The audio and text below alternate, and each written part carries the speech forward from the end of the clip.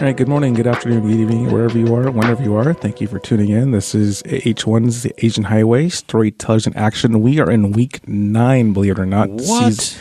Number 9? Number 9. That is crazy stuff, man. Yeah, Love Potion number 9. We've flown pretty fast, and we got one more episode to go after this to complete our first season. That's a damn good Love Potion. Yeah, it is, isn't it? But have you heard the Beatles song? Number 9. Number 9. That's all he says. Too bad we can't play that song on our episode, but we love the Beatles, though. We do. Yes. Another thing we kind of love is this word that's used a lot nowadays, but we love it anyway. It's called diversity. And we had a guest that talked about that, right? Once? Yeah, talk about how it's being overlooked. Diversity and freedom are words that are used a lot, but they still have value. Check out episode 4. Yes, FYI. That's CU10. Right. But diversity, and the reason I mentioned that word is because we have a news item that's it's kind of dated by the time you hear this episode, but it's relevant nonetheless. We had an Asian American join the panel of apostles for the Church of Latter-day Saints, or for the shorter word, Mormonism. And we also had a Brazilian that's also on that same panel.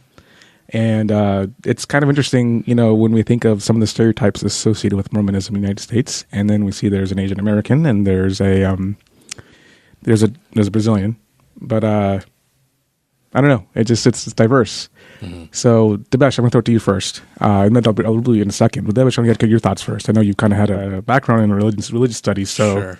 Interestingly, reading through this news piece is we have this new apostle, and so with Latter-day Saints, they have this quorum of 12 apostles to represent sort of the original 12 apostles. And they have this Asian American gentleman, Garrett Gong, who was sort of inducted into that quorum.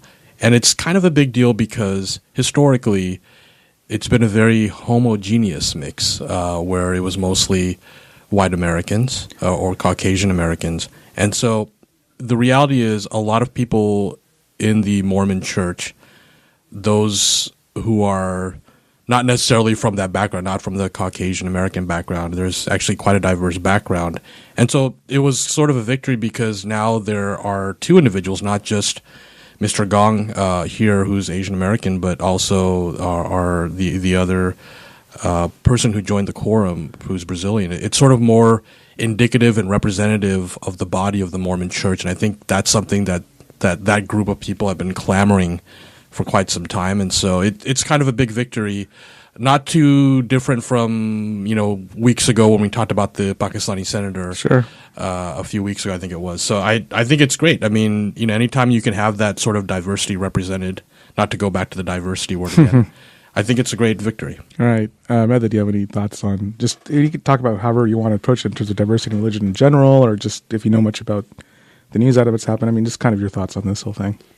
Do Mormons travel? Do you know if they travel or not? How widespread are they? Outside of the United States? Yeah, there's a great Sherlock Holmes story that featured Mormonism as a part of the whole mystery, actually. Right. It's one of the novels. I forgot which one. Sign of 4, I think. Okay. But, I wonder if they travel and they're trying to spread the word, too. That would be the incentive of the Vatican to quote-unquote, diversify. So yeah, and with any religion, part of it is obviously to grow your viewership or your audience. Mm-hmm. And so that wouldn't be out of the ordinary. And that's, again, I think why this might be a big deal, because now you're having other people that are sort of representing people outside of the United States. Sure. I'm going to make an awkward transition, by the way, away from this topic, because I made a big deal of a mistake. I forgot to introduce our guest. I was wondering. And you guys let me go about that.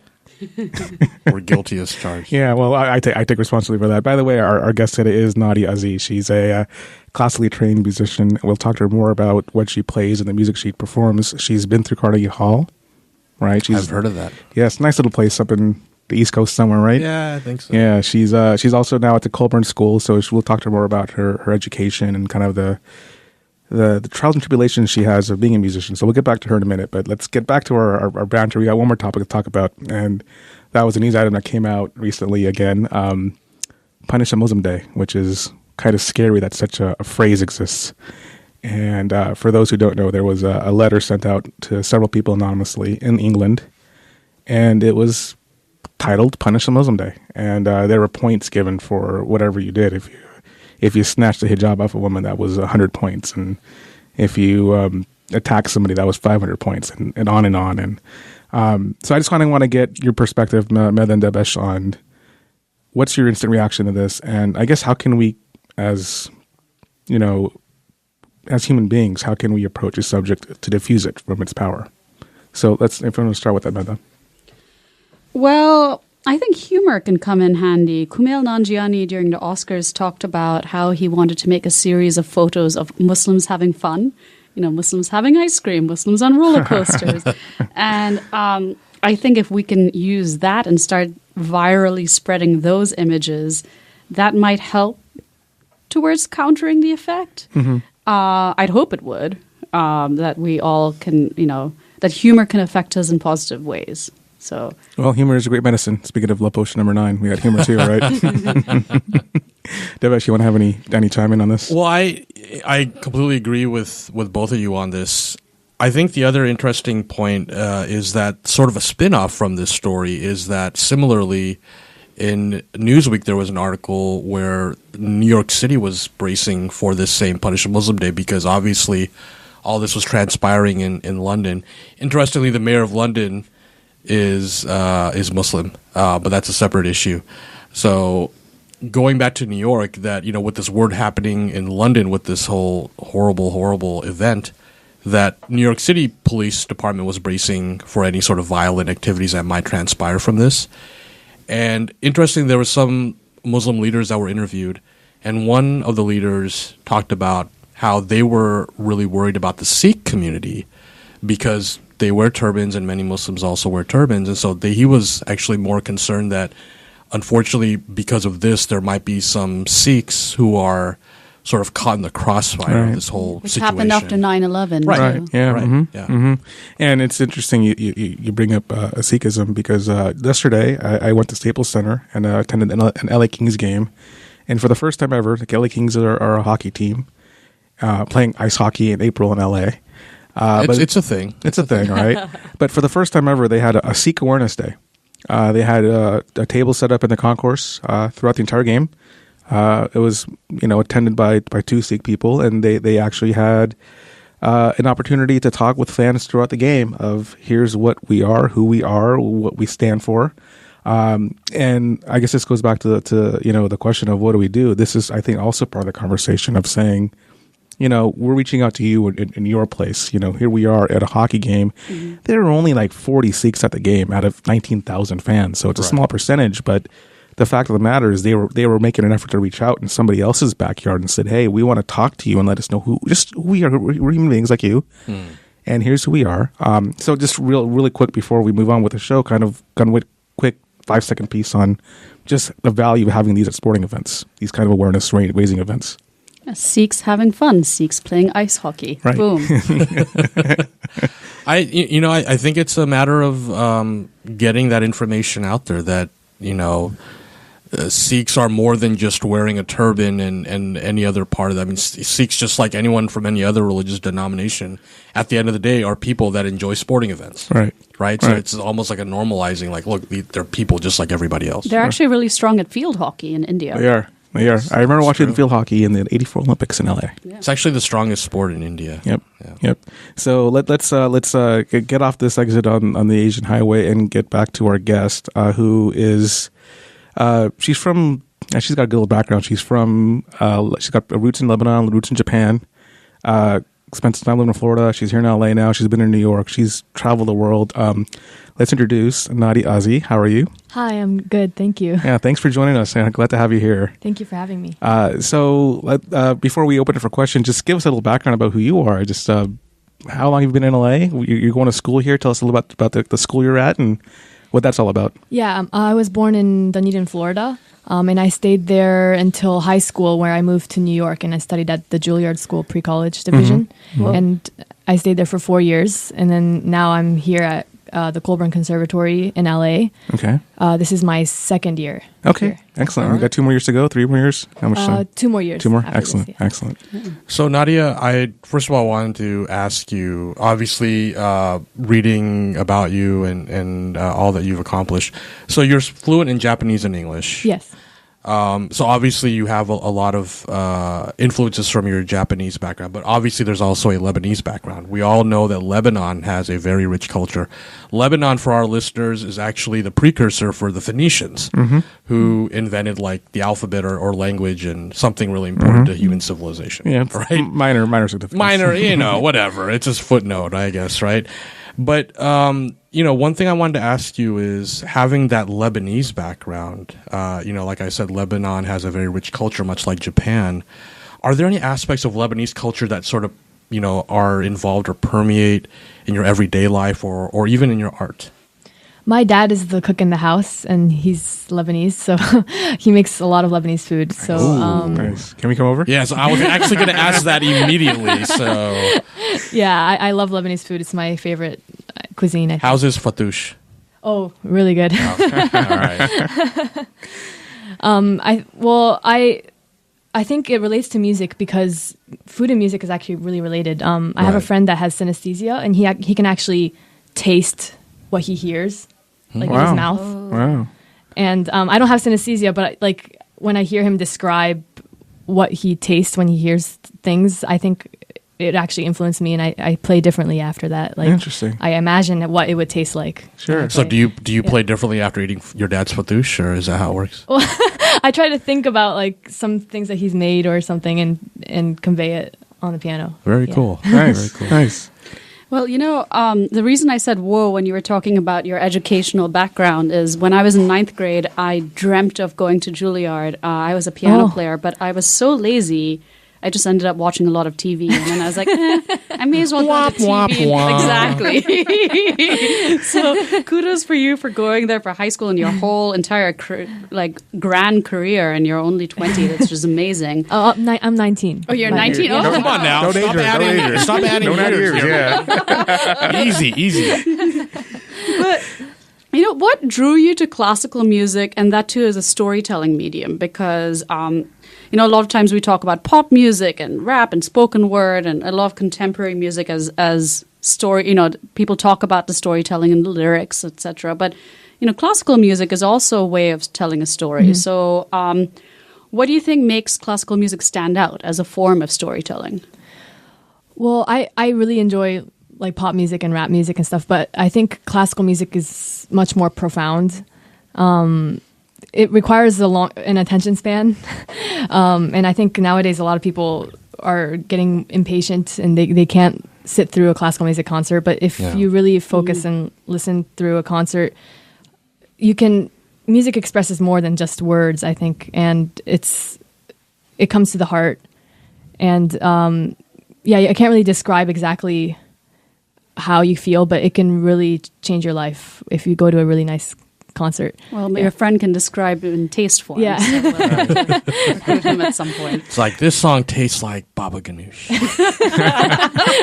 That's a tasty song. I'm going to jump in real quick and follow up with the comment you just said. Has there been a musical performance or concert that's changed your life? I went to a concert by my own teacher, actually, Fabio Bedini. He teaches at Colburn. And he didn't play solo. He played chamber music, which is with other instruments. But there's a big piano part. And I was really, really moved by his playing.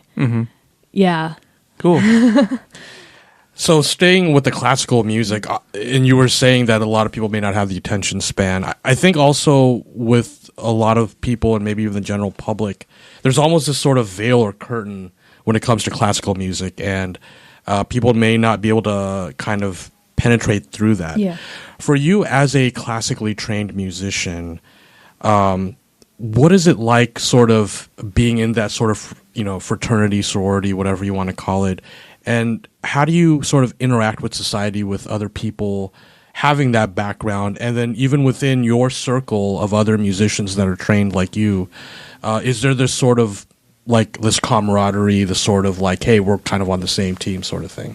Yeah. I actually don't like how people think classical music is just for the like just for rich people or like old people. And Classist. A lot of times the rich people are old people, but yes. but it is true that we do have a small circle, and we know everyone. Like everyone knows everyone. Yeah. In the classical. It's like, you know, world. someone owes you money or something. But yeah, like I said, everyone knows everyone, so it's important to have a good reputation. Also, I'm trying to promote classical music to more younger audiences and people that don't really listen to classical music often.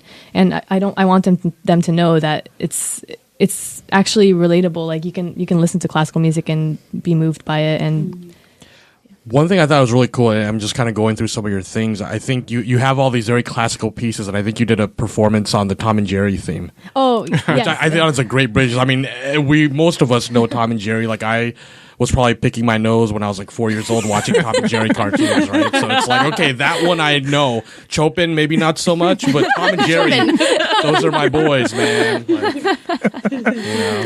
And I probably mispronounced that on purpose, but hey, whatever. Yeah. Chopin. Chopin. That's what my dad told me. I don't know.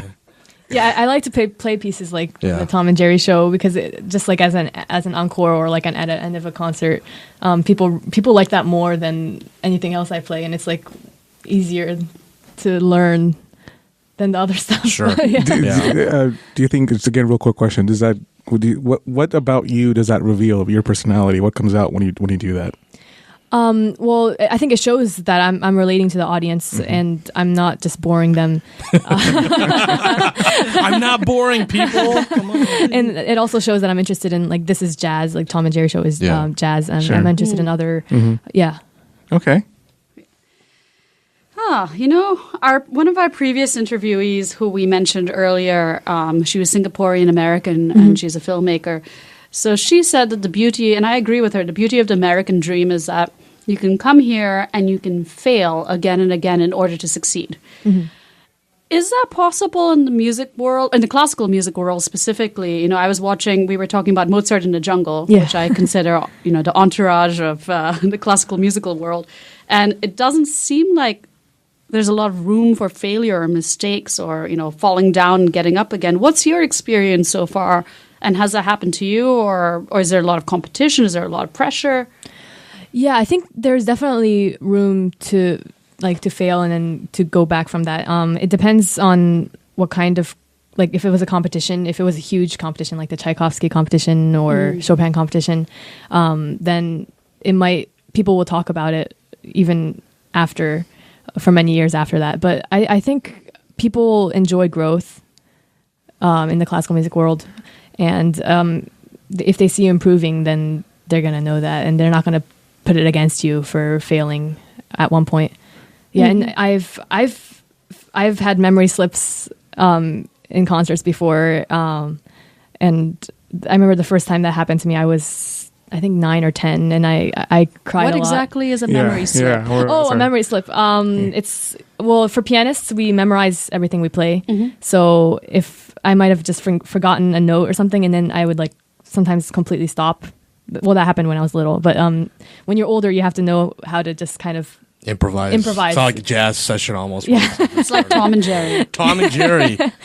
Yeah. Did you ever have a memory lapse with Tom and Jerry? No, because I noticed with fast pieces, your muscle kind of remembers everything. So I have less memory slips when it's fast. Interesting. But when I'm playing slow things, That actually makes sense. Yeah, that makes muscle sense. memory. That actually makes sense. Well, but the speed of it actually makes sense because it's right. Your brain is you going have no so time to fast. think. Yeah, exactly. Yeah. Yeah, that makes perfect sense. It's very similar to in sporting activities as well. So, right. Yeah, exactly.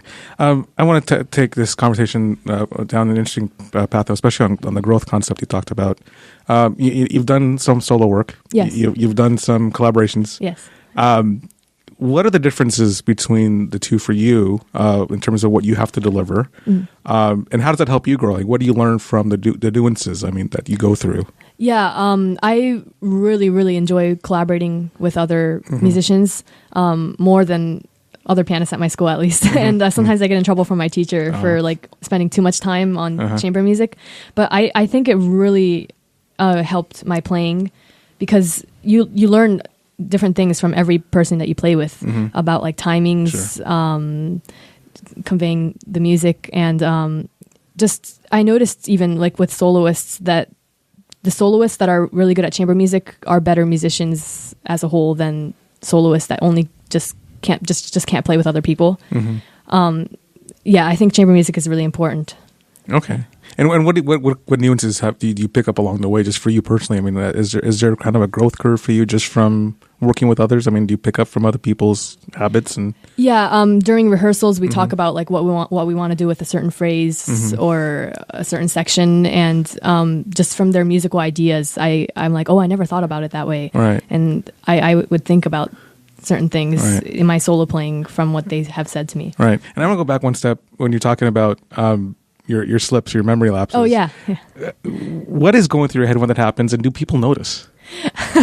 Musicians will definitely notice, especially if they know the piece. Usually, a general audience wouldn't know unless I stop completely, or I just don't play one of my hands, or if they know the piece really well.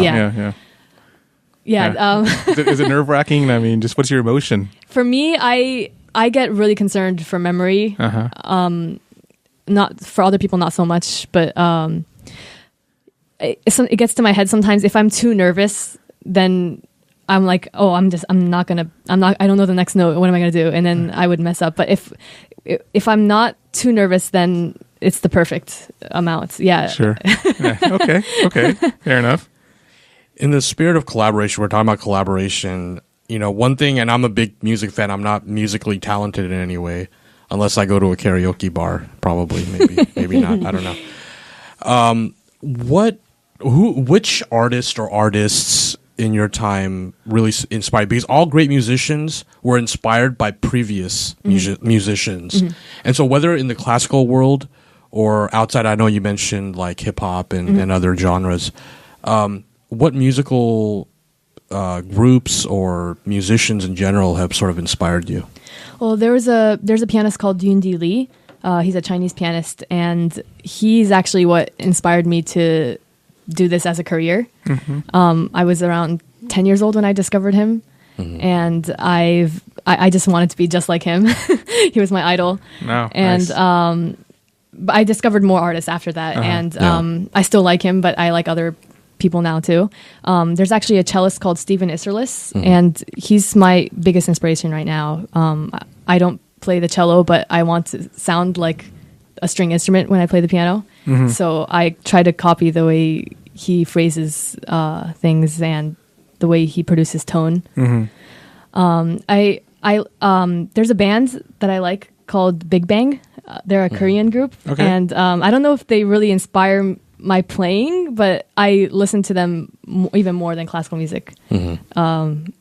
Yeah, they're my... What about them kind of draws you in? I mean, aside from the fact that they're not classical, like what about them makes you say, you know what, I want to listen to them some more?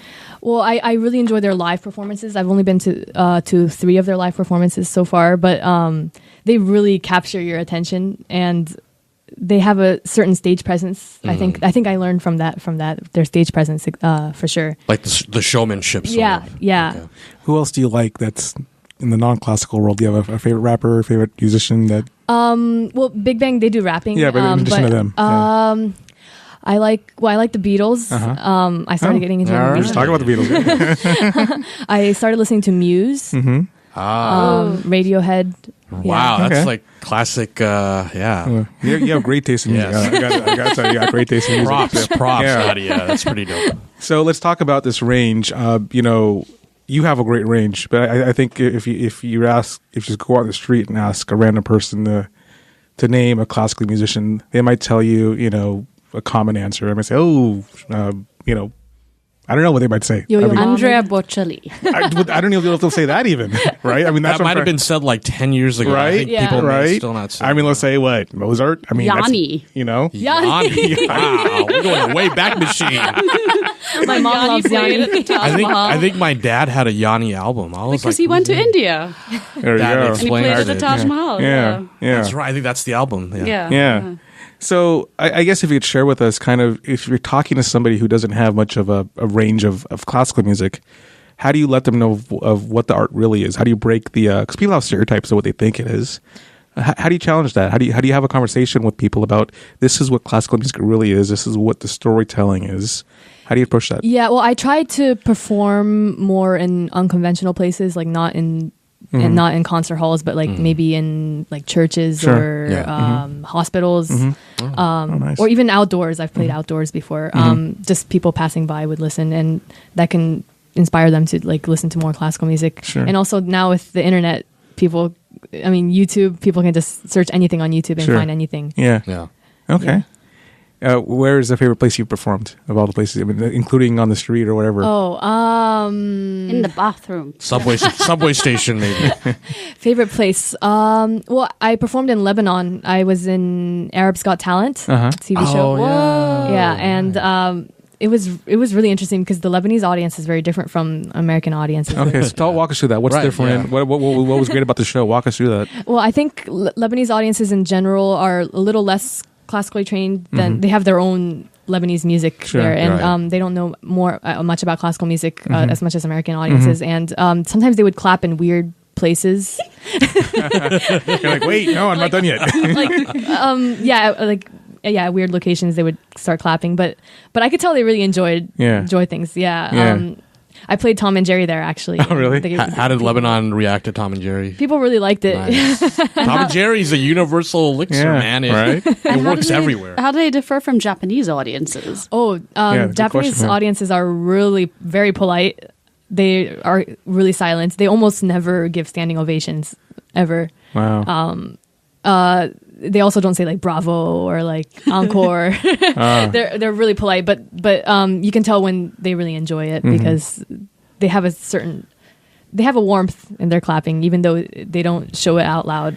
Yeah. Have you heard any Lebanese pop stars? I know Lebanese pop music or pop music in the Arab world is really big. There's a lot of big artists that I've actually listened to as well. Have you listened to any of them? Yeah, I've listened to quite a lot of Lebanese pop music. I don't know specifically names of any, but there was one pop artist that tweeted about me before, Balkis, or something like that. Yeah, I think she's pretty famous, but she tweeted about me after Arab's Got Talent. And, Nice. I listen to her music now. It's like, you tweeted me, I'm gonna listen to you now. I'm a fan now.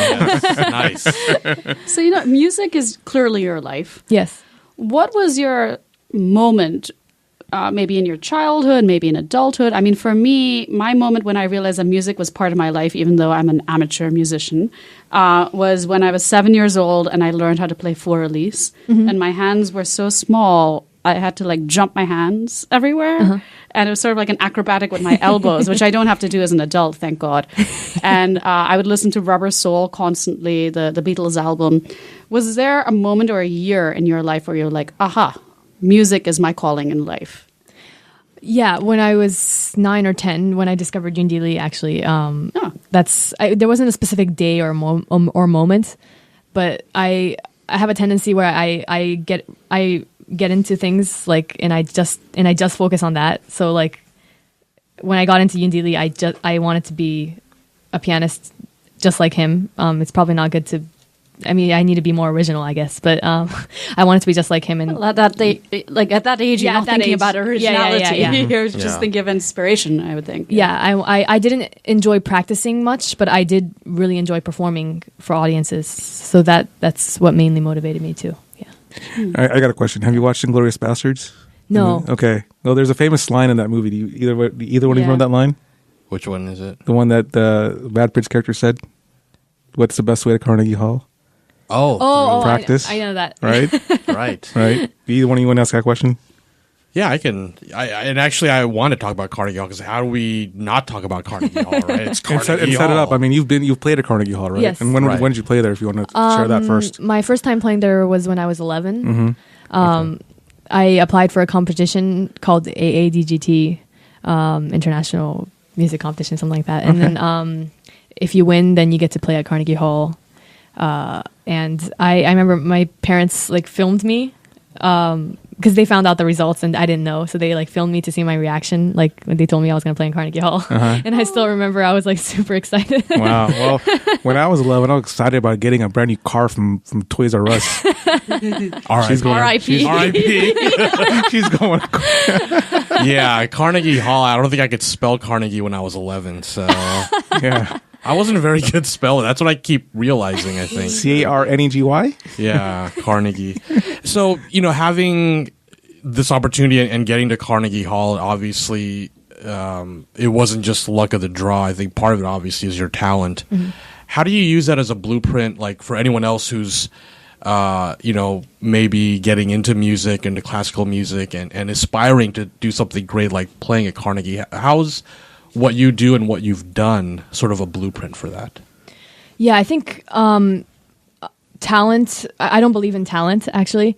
I believe in hard work. So I think anyone can achieve anything as long as they put the work into it. Yeah. And it might help to start young, but even when you're older, you can definitely achieve a lot of great things in music if you put in the work. Yeah. If you could extract that, not just in music, but in general in life, right? Right. Yeah. Yeah. I think Nadia and I should be a PSA about hard work and not hard work.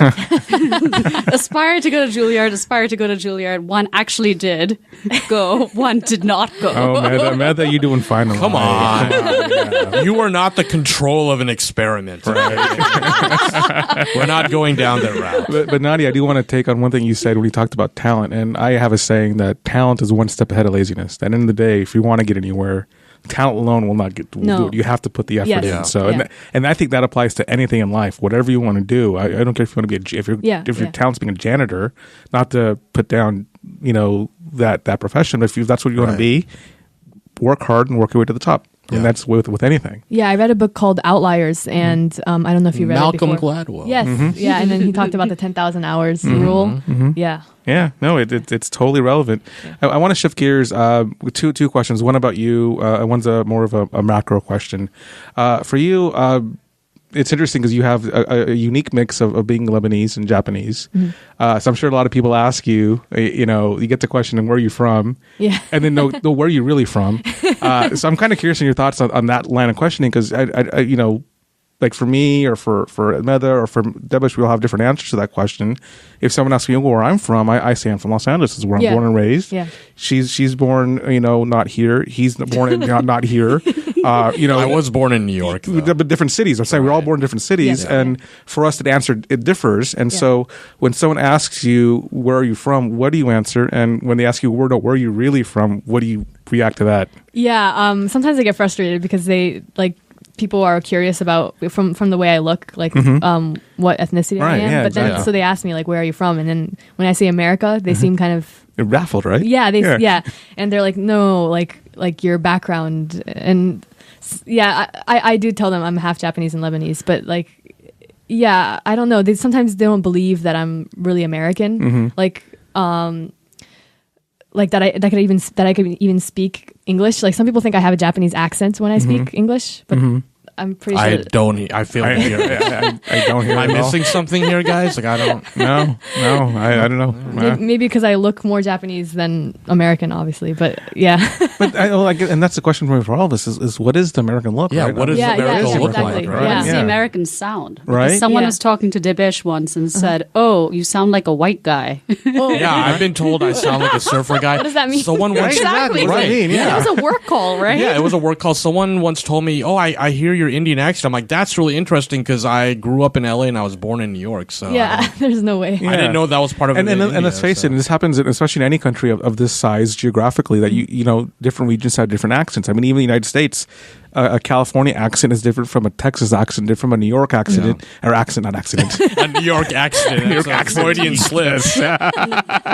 A New York accent, but we go to our country of India. There are different accents that tell you where you're from. In England, that happens, right? And that's a small country. So again, goes the question of what's the American sound? I don't know. I can't tell you one sound. Well, Can I'll you? tell you what the American sound is. It's Nadia Azzi. That's Yep. right. Am I wrong? No, not wrong at all. Her music is the sound of the United States. Someone who can play Chopin Right. and Tom and Jerry. Come on, that is as America as it gets. That's more American than apple pie. Absolutely. But we love some apple pie. Right. Too, so. I do want to get to the macro question now. Oh, yeah. You and I had talked offline before coming in here to the studio today about any causes you're believing in or stuff you want to work on to kind of get back to your community. You'd mentioned something about education and music and children. So can you kind of elaborate on what you're referring to and just kind of what's your mission to give back? I play in a lot of elementary schools, and I talk to the students there, and I want more young kids to get into music. It doesn't even have to be classical music, but or even like just start an instrument, because it really helps them overall as a person, and it helps in any career that they decide to do. Sure. And as if they put hard work into an instrument, it really, like, they get used to putting the hard work, so they can put the hard work into anything Sure. else. Yeah. That they do. That's actually why I started the piano. Actually, my mom wanted me to be successful in wherever I'm going to decide to do, and she knew that piano would help with that, with my attention span and just being used to putting in hours. Sure. And I want kids to be able to grow up and do what they want to do and be successful at it. Sure. Yeah. We'd like to share some of your hard work. So, this episode's over in a few minutes. Would you be okay if we shared one of your songs? Oh, yes, of okay, course. great. So we'll definitely do that. So we'll set that up for after this episode is over. So thanks for that. And how'd you like being on this podcast? Did you have fun? It was really fun. Nice. So we're going to wrap up real quick here. Where can we find you online? Is there a website, a Twitter? Where are you online? Yeah, I'm. My website is nadiaazzi.com, just my name. Okay. And do you mind spelling that just so people Oh, know? yeah. NADIAAZZI.com. Okay. On Facebook, you can find me with my name. Same with Instagram and Twitter. Okay, Yeah. sounds good. And you could find us online. Our email, where you could send us any message you want, would be asian.highway.live@gmail.com. Obviously, all of our conversations continue on Twitter and Facebook and on Instagram. Our Facebook is, you'll find us at Asian Highway 1 or AH1. You can find us on Twitter. Our handle is AH1 Live. Our Instagram handle is also AH1 Live. And you can find this story and others on iTunes, Google Play Music, Spotify, and YouTube. And also, as always, I want to give a special thanks to Visual Communications here in Little Tokyo for allowing us to use the studio here. Another great shout out to Marvin Yue for always doing a great job on production. And Debesh Mehta, always great co-hosting with you. Love talking to you guys. Nadia, you were amazing. Thank you for coming. Thank you. Thank Thank you you. for having me. Be good, y'all.